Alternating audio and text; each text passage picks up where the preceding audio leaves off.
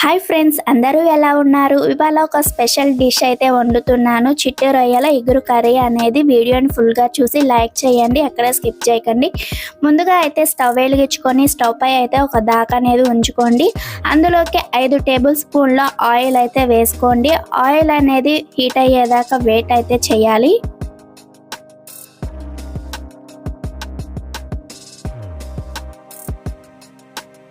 Oil అనేది వేడైనాక ఒక 3 size పెద్ద ఉల్లిపాయల పేస్ట్ అనేది చేసుకొని ముందుగా అయితే రెడీగా ఉంచుకోవాలి. ఇది మనం ఆయిల్లో వేసుకోవాలి. ఇప్పుడు ఒకసారి మొత్తం అయితే మనం కలుపుకుందాము. ఎందుకంటే ఉల్లిపాయలు మొత్తం గోల్డెన్ కలర్లోకి వచ్చేదాకా పేస్ట్ని అయితే మనం ఫ్రై చేసుకోవాలి.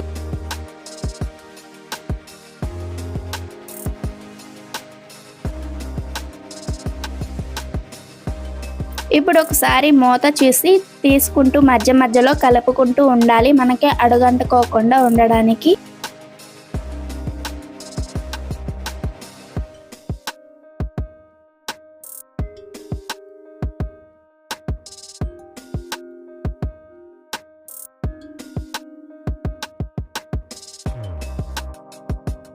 ఇప్పుడు 2 టేబుల్ స్పూన్ల జీలకర్ర అనేది వేసుకోండి. మనకి టేస్ట్ అనేది చాలా బాగుంటుంది. వేసుకొని మొత్తం ఒకసారి అయితే కలుపుకోండి.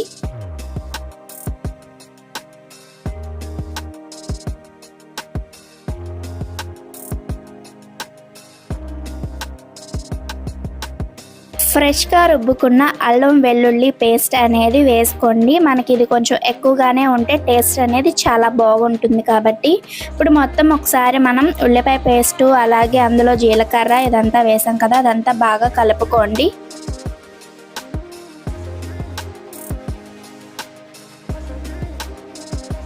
ఫ్లేవర్ వచ్చే వరకు మనం కలుపుకుంటూనే ఉండాలి. అప్పుడు మనకి తెలుస్తుంది మనకి ఇదంతా బాగా ఫ్రై అయిందనే విషయం. ఇప్పుడు 3 చీల్చుకున్న పచ్చిమిర్చి అనేది ఇందులో యాడ్ చేసుకోండి. ఒక పెద్ద సైజు టమాటా ముక్కలను కూడా వేసుకోండి. ఈ మొత్తాన్ని ఒకసారి మిశ్రమాన్ని మొత్తాన్ని బాగా మనం కలుపుకొని ఫ్రై అయ్యేదాకా చూసుకోవాలి. మెత్తగా ఉడికిపోవాలి టమాటా అందులో.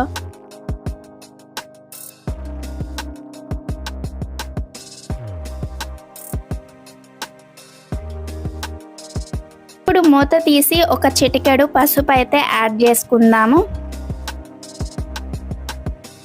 ఇంకే 2 టేబుల్ స్పూన్ల కారం అనేది మీ టేస్ట్కు బట్టి మీ కారాన్ని బట్టి మీరైతే వేసుకొని బాగా అయితే మిక్స్ చేసుకోవాలి.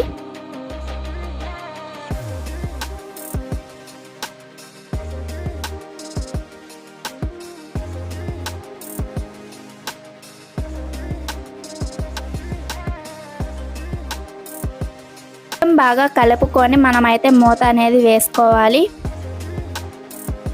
శుభ్రం చేసుకున్న 10 నిమిషాలు ఫ్రిడ్జ్లో పెట్టుకున్న చిట్టి రొయ్యల్ని తీసుకొని మనం ఇలా అయితే పసుపులో శుభ్రం కడుక్కొని ఇట్లా పక్కనైతే ఉంచుకోవాలి. ఇప్పుడు మనకి మొత్తం గ్రేవీ అంతా ఫ్రై అయిన తర్వాత మనం అందులోకి అయితే మన చిట్టి రొయ్యలను అయితే వేసేసుకొని బాగా అయితే కలుపుకుంటే ఆ మసాలా మొత్తం మన చిట్టి రొయ్యలకైతే పట్టేయాలి. అప్పుడే మనకి చిట్టి రొయ్యల ఇగురు కూర అనేది చాలా టేస్టీగా అయితే ఉంటుంది.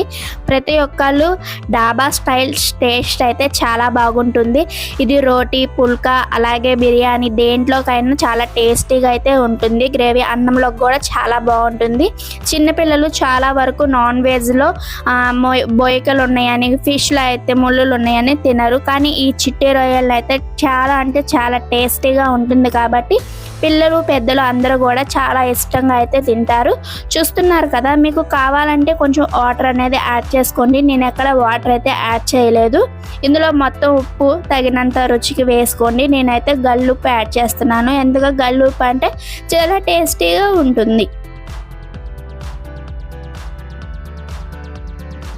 ఇప్పుడు మొత్తం బాగా అయితే ఒకసారి కలుపుకుందాం. చూస్తున్నారు కదా, చాలా అంటే చాలా గ్రేవీగా ఉంటుంది కాబట్టి ఇది ప్రతి ఒక్క ఐటెంలోకి అయితే బాగా సెట్ అవుతుంది. ప్రతి ఒక్క దానికి చాలా టేస్టీ అయితే ఉంటుంది. ఇప్పుడు మనం తగినంత గరం మసాలా అలాగే ధనియా పౌడర్ అనేది కూడా యాడ్ చేసుకోండి. ఎందుకంటే ఇవి లాస్ట్లో అన్నమాట, ఫైనల్ మనకు కూర అనేది చాలా దగ్గర పడుతుంది.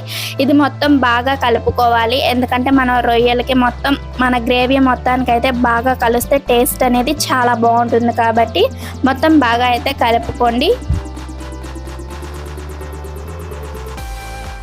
మధ్యలో 2 మినిట్స్ అయితే కలుపుకుంటూ ఉండండి. అడుగంటకుండా మూత అయితే వేసుకొని బాగా మగ్గితే చాలా అంటే చాలా బాగుంటుంది. ఇప్పుడు మన కూర అయితే చాలా ఆల్మోస్ట్ అయితే రెడీ అయిపోయింది. కొంచెం కొత్తిమీర అలాగే కరివేపాకు వేసుకొని ఇందులో బాగా అనేది కలుపుకోవాలి. అలాగే ఫ్రెండ్స్, మీరు కొంచెం నిమ్మ చెక్క కూడా ఉంటే అది కూడా ఇప్పుడు ఈ పొయ్యి మీదే మీరు ఆ దాకలోకి అయితే వేసేసుకోండి, చాలా బాగుంటుంది. నా దగ్గర నిమ్మ చెక్క లేకపోవడం వల్ల నేను నిమ్మ చెక్క అనేది యాడ్ చేయలేదు. ఇప్పుడు మన చిట్టి రొయ్యల ఇగురు కర్రీ అనేది రెడీ అయిపోయింది ఫ్రెండ్స్. చూస్తున్నారు కదా, ఇది మీకు ప్రతి ఒక్క డిష్లోకి అయితే చాలా అంటే చాలా బాగుంటుంది. ఫైనల్గా 1 మినిట్ 2 మినిట్స్ చూడండి, ఇంకా మన టేస్టీ ఫైనల్గా అయితే మన చిట్టి రొయ్యల ఇగురు కర్రీ అయితే రెడీ అయిపోయింది. ఇంక ఇంటిల్లి పాది ఈ టేస్టీ అయిన కూరను ఆస్వాదించి మన ఛానల్ని సబ్స్క్రైబ్ చేసుకొని వీడియోస్ని అయితే లైక్ చేసి కామెంట్ చేయండి.